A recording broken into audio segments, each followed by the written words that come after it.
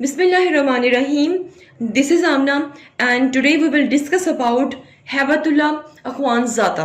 ये कौन है और अभी तक क्यों ये हमें नज़र नहीं आए, इनको क्यों छुपाया हुआ है, इनको कहाँ पे छुपाया हुआ है. We will discuss all and everything today. So Haibatullah Akhundzada basically कौन है? ये सुप्रीम लीडर हैं तालिबान के, जिनको तालिबान का अमीरुल मोमिनीन भी कहा जाता है. जब से तालिबान ने अफगानिस्तान को फतह किया है, आपने एक दफ़ा भी हैबतुल्लाह अखवानज़ादा को सोशल मीडिया या किसी भी स्क्रीन पे नहीं देखा होगा. जितने भी लीडर्स हैं आपने इनको टीवी पे नहीं देखा होगा. क्यों? क्योंकि ये इनका एक अपना स्टाइल है, स्टाइल भी कह सकते हो, इसे आप एक सिस्टम भी कह सकते हो कि तालिबान हमेशा अपनी जो पॉलिसीज हैं, अपना जो इनका तरीका कार है हुकूमत करने, उसको छुपा कर रखते हैं.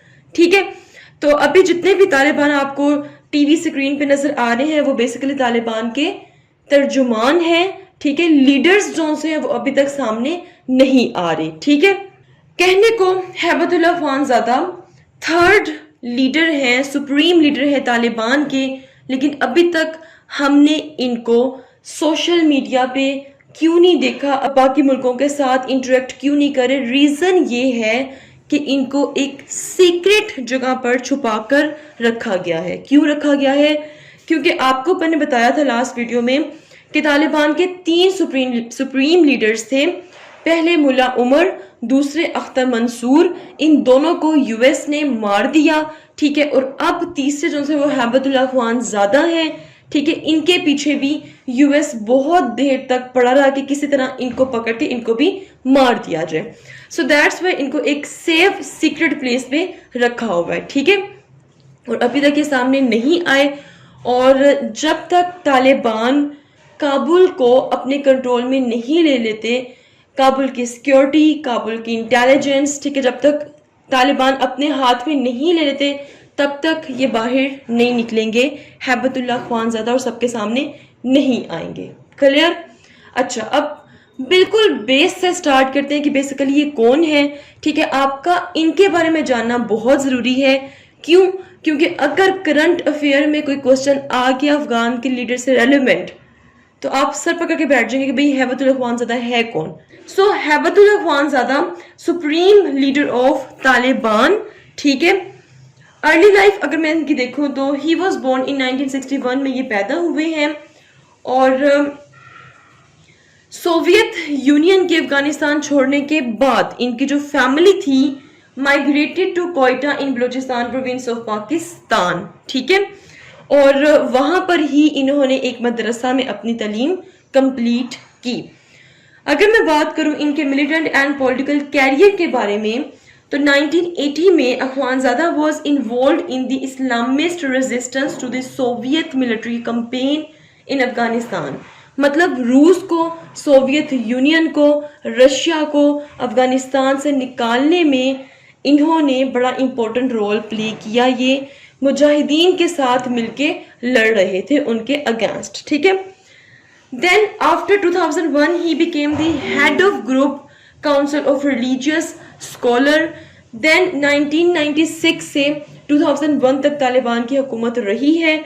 और 2001 में जब यूएस ने इन्वेड किया है, यूएस अपनी नेटो फोर्सेस ले आई अफगानिस्तान में, तो तब हैबतुल्लाह अखवानज़ादा को हेड बना दिया गया group council of religious scholars का.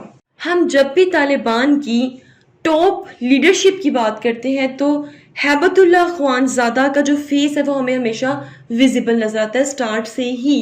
जैसे कि 1994 में ही became one of the early member of Taliban. He also served as deputy head of supreme court और he was appointed as chief justice of sharia court. तो ये चीफ जस्टिस भी रह चुके हैं. And he was issuing most of the Taliban फतवाज.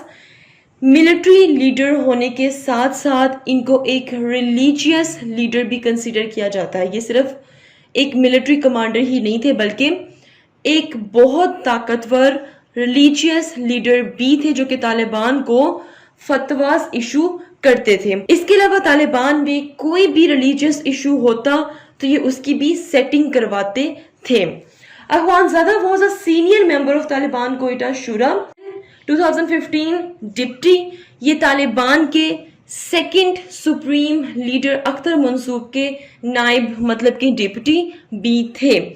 اب جیسے کہ سیکیورٹی ایشوز کی وجہ سے جو اختر منصور تھے ٹھیک ہے وہ میٹنگز اٹینڈ نہیں کر پاتے تھے ٹھیک ہے اور پبلک ویو سے ذرا دور ہی رہتے تھے کیونکہ سیکیورٹی ایشوز تھے. جو دوسرے ڈپٹی تھے جن کا نام سراج الدین حقانی تھا ٹھیک ہے وہ ملٹری افیئرز کو دیکھتے تھے.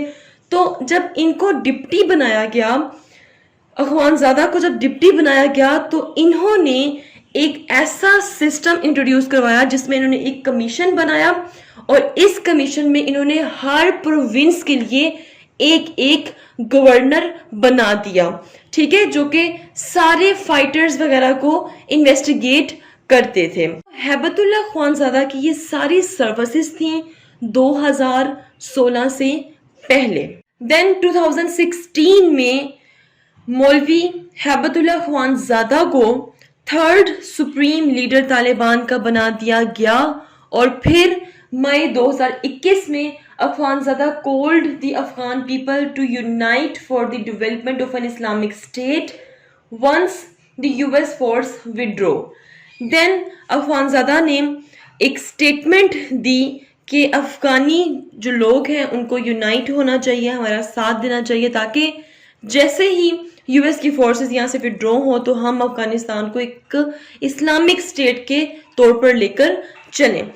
Then finally during his leadership US troops withdraw and Taliban gained control of Kabul. اور یہ ان کی بہت بڑی اچیومنٹ تھی کہ ان کی لیڈرشپ میں US ٹراپ نے withdraw کیا اور طالبان کی حکومت افغانستان میں آ گئی. ہیبت اللہ خوان زادہ کے بارے میں ڈیفرنٹ رومرز ہیں کہ یہ سامنے نہیں آئے, ہو سکتا ہے ان کو مار دیا گیا ہو ٹھیک ہے, ہو سکتا ہے یہ الائیو ہی نہ ہو.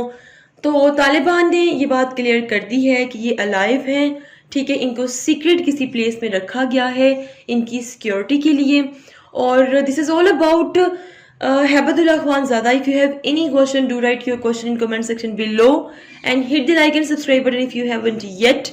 ملتے ہیں جی نیکسٹ ہاٹ ایشو کے ساتھ. انٹل دین مجھے اپنی دعا میں یاد رکھیے گا. Stay tuned and اللہ حافظ.